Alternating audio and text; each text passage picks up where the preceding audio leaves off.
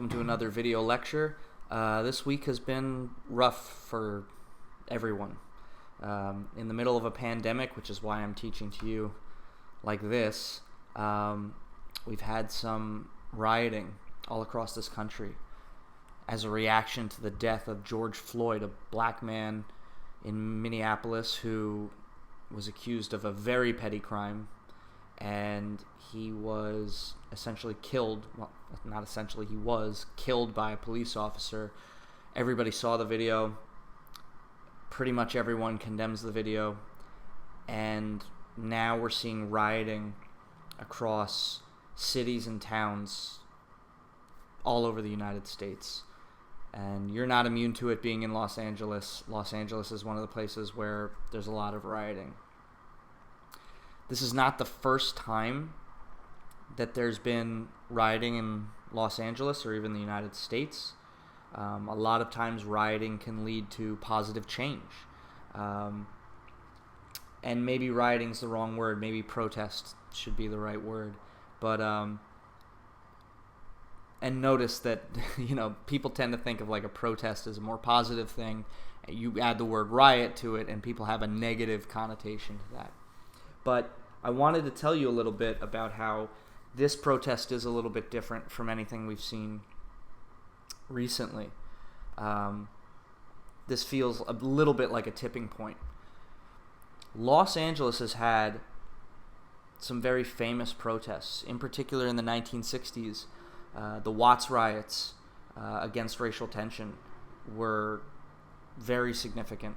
There was a lot of property damage done, and people were arguing for basically the same thing they're arguing in these protests now, which is they want justice, and they have a reason to want justice. More recently, in the early 1990s, there was a man by the name of Rodney King, a black man. He was pulled over by police.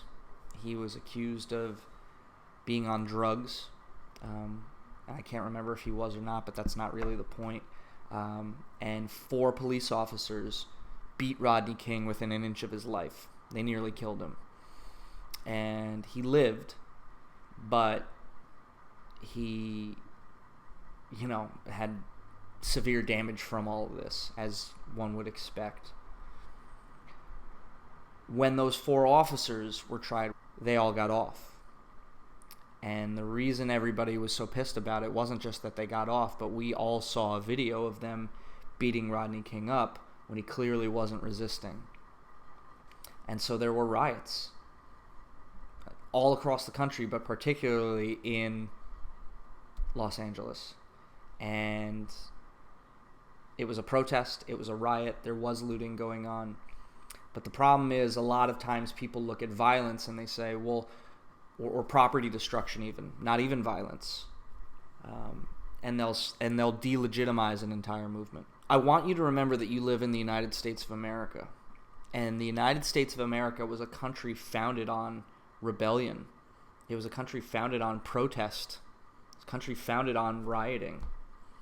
Don't forget that the United States, or the colonies at the time, the United States colonies, wanted to be separate from Great Britain.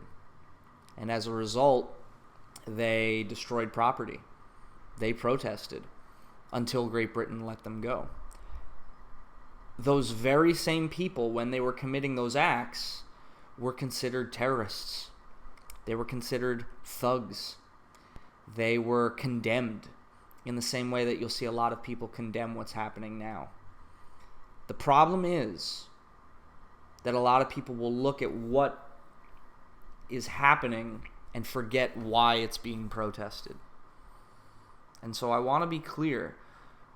The reason that people are protesting is not because they expect George Floyd to be brought back to life. That's unfortunately over.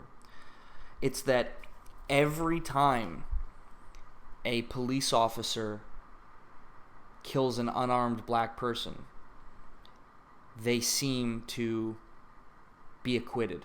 They seem to get away with it. There doesn't seem to be justice. And if you ask people in those protests, what do you want? They'd say they want justice.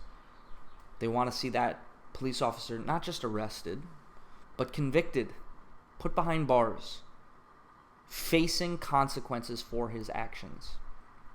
And that's what people want. It's a really sad thing for you to see, but it's reality. And when you ask your teachers, hey, when are we going to use this? In history, everything you're learning about matters right now. Everything. Because history isn't something that happened in the past. History is the present acting out. So it's not like this happened overnight. Years ago, we saw the murder of Trayvon Martin, Tamir Rice, Philando Castile, Sandra Bland. All of these people who die in police custody or die at the hands of police, and there's no justice. And people are very upset about that, as they should be. So I made a decision to pick a lesson that was appropriate anyway, given the time period and things like that. But I wanted to pick something that I think could connect to what we're experiencing right now. Because the country is very divided right now. I would say most people, again, this is just an estimate, would agree that what happened to George Floyd is a tragedy, and they overall, I think, support these protests. But I could be wrong. But then there are people who don't think it's a problem, don't understand why there's any protesting, and they just want to go along with their lives. Before I go any further into this lesson, I just want to tell you that you're going to hear a lot from adults, maybe your own parents, other kids, and I just don't want you to fall in the trap of believing what other people tell you. Think for yourself. Even if that means disagreeing with me, even if that means disagreeing with your parents, think for yourself. Don't let other people make up their mind for you.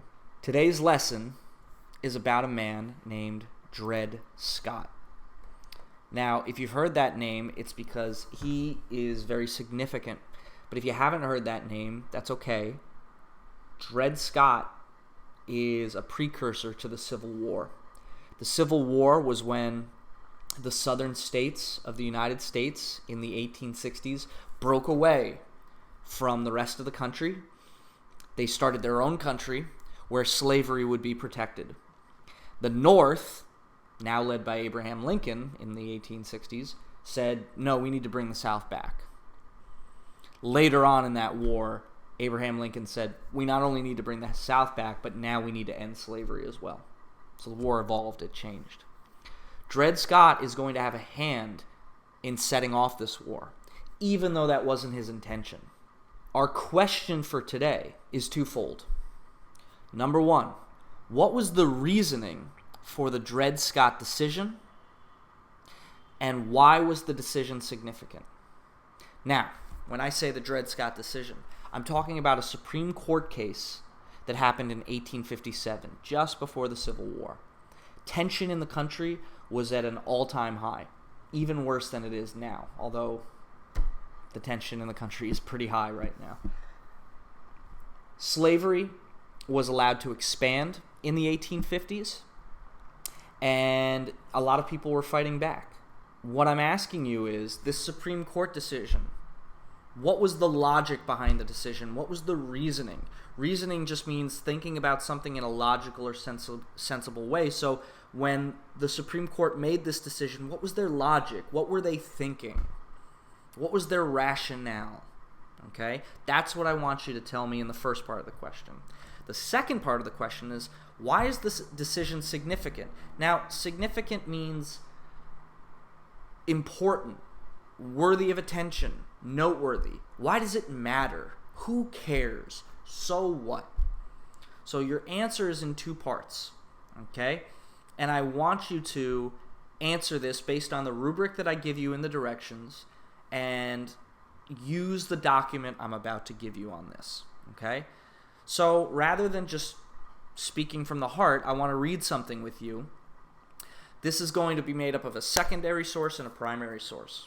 The first source is from PBS, and PBS had a wonderful article called Dred Scott's Fight for Freedom, and they do a good job of summarizing what happened with the Dred Scott decision. So we're going to read that, and then sandwiched in the middle, we have a source called the Dred Scott case, Oxford University Press, Scott versus Sanford, Cornell University Law School. Basically, what happened was this was the book of what happened at the Supreme Court, in the Supreme Court decision, and you're going to read the actual decision. Not the whole thing, because we would be here until the fall, but you're going to read key important moments from the decision, which is kind of cool when you think about it, because you're going to read exactly what they said, exactly what their logic was. It's a pure way of getting information, rather than just getting information secondhand, like a secondary source. So, take a look here. The Dred Scott decision of 1857. So this part is from PBS, and then I'll let you know the part that's from the actual decision, the actual primary source. Born around 1800, Scott, Dred Scott, migrated westward with his master. Before I go any further, I didn't even explain. Dred Scott was a slave, so I want to explain that. I should have done that before. Scott migrated westward with his master, Peter Blow. They traveled from Scott's home state of Virginia, which was a slave state, to Alabama, which was a slave state, and then in 1830 to St. Louis, Missouri, also a slave state. 2 years later, Peter Blow died. Scott was subsequently bought by Army surgeon Dr. John Emerson, who later took Scott to the free state of Illinois. In the spring of 1836, after a stay of 2.5 years, Emerson moved to a fort in the Wisconsin Territory, taking Scott along. While there, Scott met and married Harriet Robinson, a slave owned by a local justice of the peace. Ownership of Harriet was transferred to Emerson. So, before we go any further, it sounds like Scott was born a slave, starts in Virginia, goes to Alabama, goes to Missouri, then later he goes to the free state of Illinois. Illinois did not allow slavery, but his master brings him into a free state. He then later goes to Wisconsin, which was a territory, not a state. They also did not allow slavery there. Let's keep reading. Scott's extended stay in Illinois, a free state, remember, gave him the legal standing to make a claim for freedom, as did his extended stay in Wisconsin, where slavery was also prohibited. When Emerson died in 1843, Scott officially sought freedom for himself and his wife. First, he offered to buy his freedom from Mrs. Emerson, who was then living in St. Louis, for $300, but the offer was refused. Okay, so when Dr. Emerson dies, Scott in 1843 says, I want to buy my freedom. I'll give you $300 to have my freedom. And Emerson's widow, Mrs. Emerson, says, no, I'm not allowing that. Okay, keep reading. Scott then sought freedom through the courts. Dred Scott spent the next 14 years arguing his case in court. His case rose from state courts to the federal level, and then finally the Supreme Court of the United States. So when the offer is refused, Scott goes to the court system. He essentially sues for his freedom, and it goes up in the court system because sometimes he would win, sometimes the Emersons would win, and they would both appeal whenever they lost. You can do that. If you lose a court case, especially a civil one, you can appeal. Criminal too, but you can appeal that decision to a higher court. Now, it gets all the way to the Supreme Court of the United States. Just so you know, the Supreme Court at this point and still now is made up of 9 justices. The president selects those justices, and then the Senate vets them, basically, makes sure that they're up to it, and then they vote. These were 9 white men in the Supreme Court, so just keep that in mind. The 9 justices of the Supreme Court of 1856 certainly had biases regarding slavery. 7 had been appointed by pro-slavery residents from the South, and of these, 5 were from slave-holding families. So, right off the bat, so many of these justices already support slavery. So, I mean, it would be surprising to see them make a decision that went against slavery. Okay, keep going. The decision of the court was read in March of 1857. Chief Justice Roger B. Taney, a staunch supporter of slavery, wrote the majority opinion of a 7-2 decision for the court. So what that means is that the court basically votes on the ruling. 7 were in favor, 2 were against, and now Taney is writing on behalf of the 7. The Chief Justice, Roger Taney, he's writing on behalf of those 7, and he's a supporter of slavery. Okay, so below are some excerpts of the actual majority opinion. Let's read them, let's analyze them, deconstruct them, and then try and figure out what was their reasoning, what was their logic behind this decision. Consequently, no state since the adoption of the Constitution can, by naturalizing an alien, invest him with the rights and privileges secured to a citizen of a state under the federal government, although, so far as the state alone was concerned, he would undoubtedly be entitled to the rights of a citizen, and clothed with all the rights and immunities which the Constitution and laws of the states attach to that character. Okay, here's what they're saying in that. When they say naturalizing an alien, if you were not born in the United States and then you come to the United States, okay, we used to use the term alien. We tend to use the word immigrant. And when we say alien, we don't mean like an outer space alien. We mean someone who is foreign. So naturalizing an alien meant you came from another country and you lived in the United States, and then over time you became an American citizen. That's what naturalizing means. And so it's a little confusing how they word it, but basically what they are saying is if you become a citizen of the United States, you get all the rights of a citizen. So like I was born here. I'm a natural born citizen of the United States. I was born in the United States. I get all the freedoms and protections of the Constitution. But if you weren't born here and you come here and you become a citizen, you still get all of the protections of the United States. Now, there's a little bit of controversy in that because on the one hand, you can see that this sounds like a way to treat people who aren't citizens badly, because you could say, well, they don't have as many rights as us because they're not citizens, and therefore they don't get those rights. But on the other hand, there's just being humane. There's just being a good person. Just because they're not Americans doesn't mean they should be totally kept out of our laws and our freedoms and our rights. So a little bit dicey there. So basically that first checkpoint is just saying, look, if you come into this country, you have the rights of a citizen. Even if you were born here or you're an alien. We don't really use the term alien, but if you're an immigrant. Let's keep reading.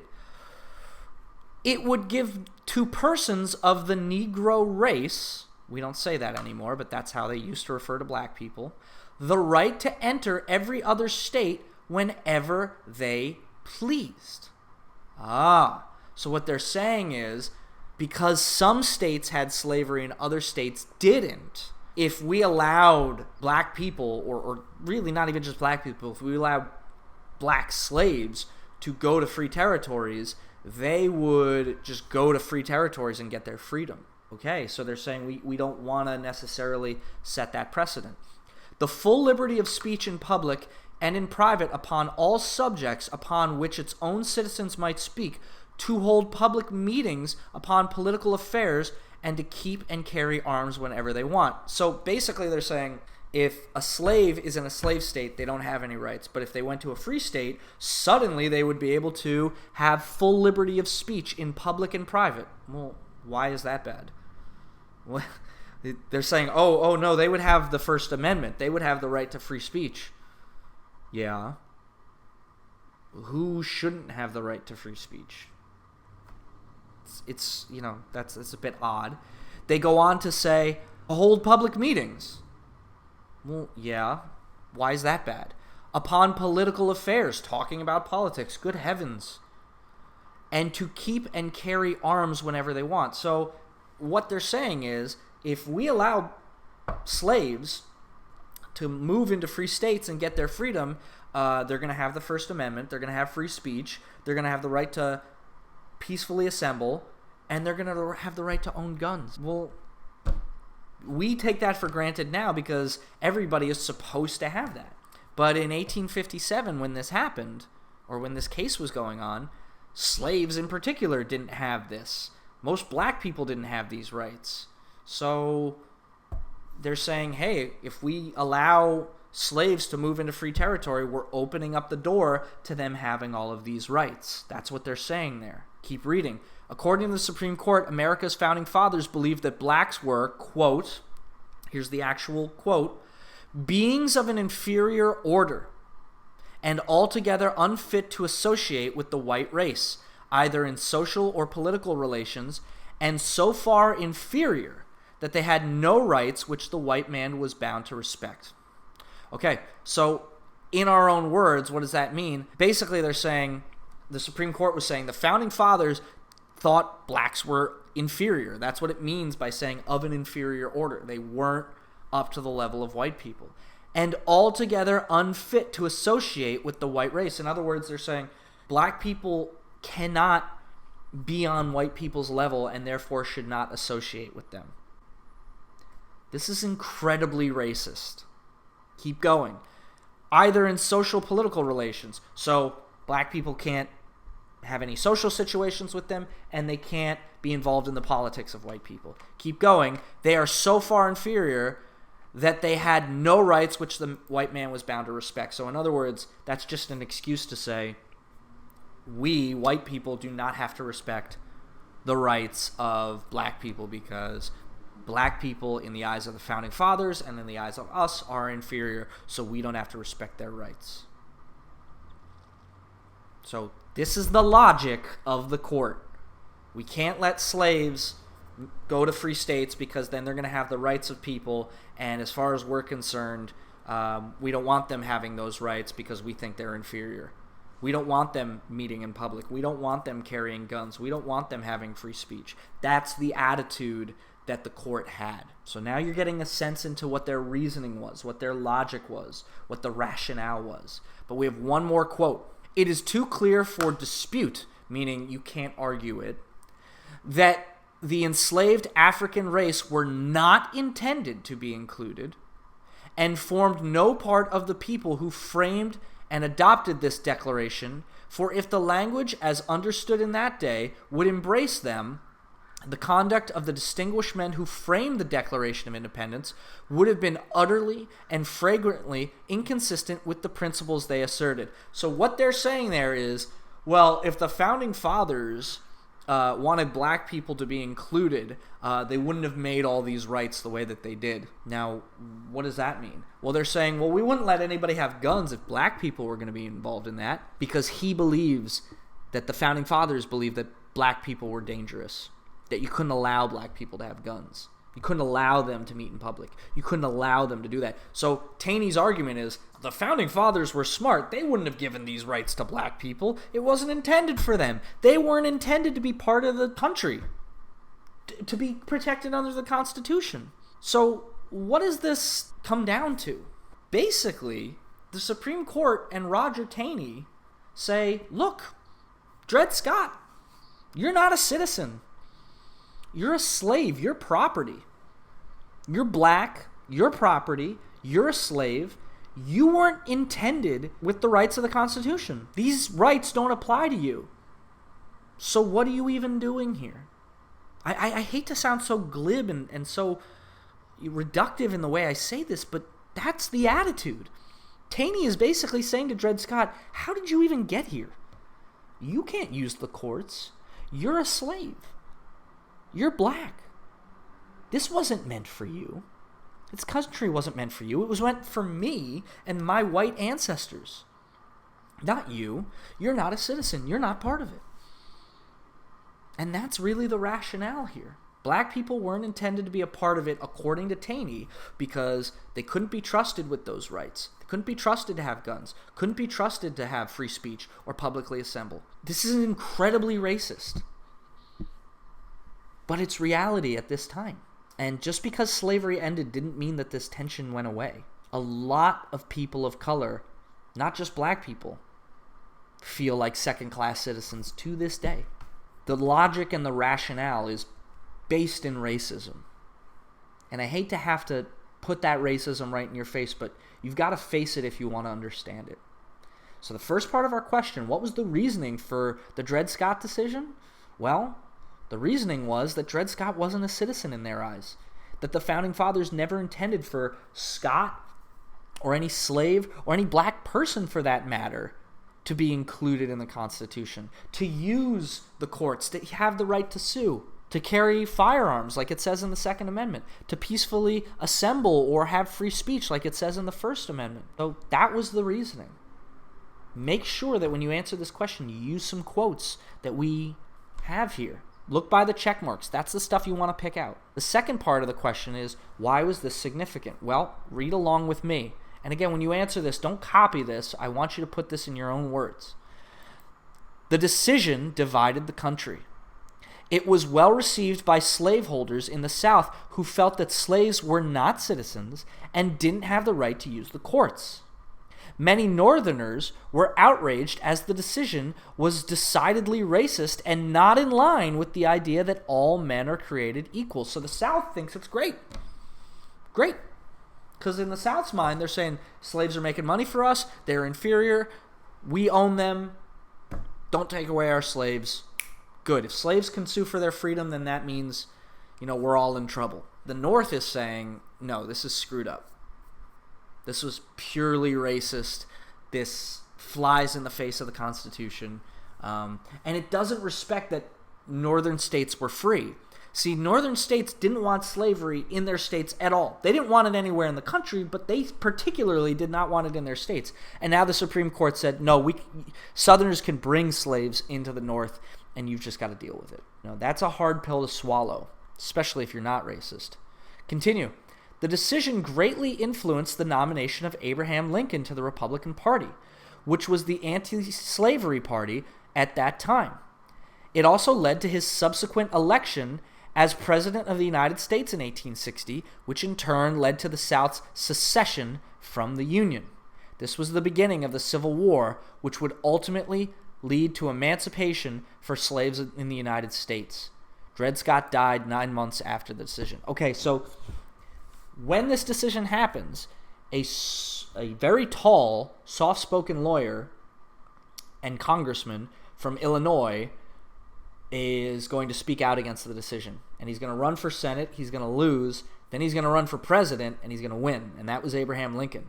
And he's going to run with this new Republican Party, which at the time was the party against slavery. Okay? He's going to win in 1860. When he wins, the South secedes from the United States. They have a secession from the Union, the United States.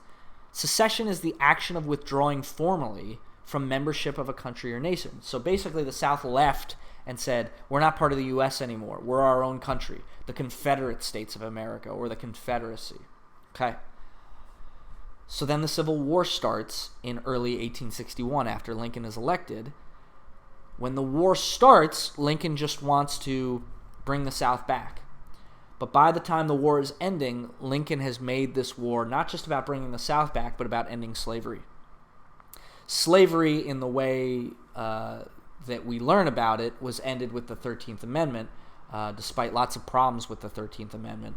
But slavery would end with the 13th Amendment at the end of the Civil War in 1865. Dred Scott, however, is not going to live to see this. Dred Scott dies 9 months after the Dred Scott decision. And he died thinking he was a failure. But he wasn't a failure.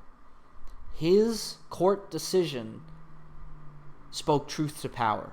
In other words, he challenged the institutions of the United States. And the South went, how dare he? The Supreme Court went, how dare you? But the North said, good for him. We're sad that he lost. He shouldn't have lost.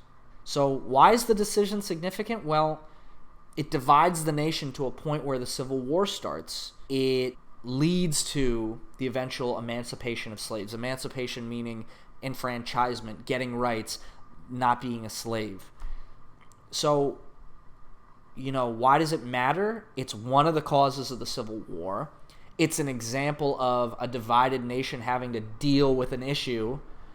And Scott dies thinking that he's a failure, even though he really proved that a country can't exist half slave and half free. So what I want you to do here is answer this question in two ways. What was the reasoning for the Dred Scott decision? Use these quotes next to the check marks, explain them, and then talk about what their reasoning was. We went over that earlier in the video. In terms of significance, don't copy what I wrote here, but just put it in your own words. Why does this matter? Why is this important? And I hope that you understand that Dred Scott, he wasn't a failure. Dred Scott's decision, or the decision of the Dred Scott case, is significant. It does apply to today because our nation is as divided as ever, and it's coming down to race once again. And here's another example of it right here. But this decision, this fight, led to the ending of slavery.